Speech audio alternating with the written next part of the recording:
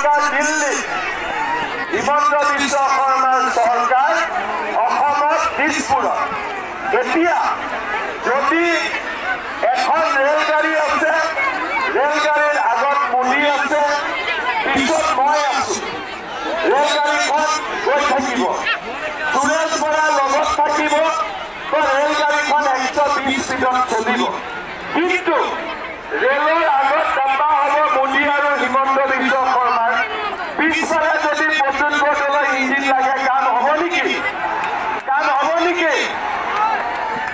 এতিয়া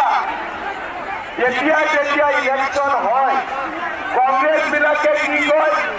যে মোদী যদি প্ৰধানমন্ত্ৰী হয় তেতিয়া দেশত নামাজ নহ'ব নামাজ বন্ধ হৈছে নেকি কংগ্ৰেছে কি কয় যে মোদী যদি ইলেকশ্যনত জিকে ঈদ নহ'ব ঈদ বন্ধ হৈছে নেকি কংগ্ৰেছে কিয় মিছা কথা কয় কংগ্ৰেছে কিয় ভুল কথা কয় আজি আপোনালোকে চাব যে প্ৰদ্যুৎ বৰদলৈ ভোটী কি লাভ আছে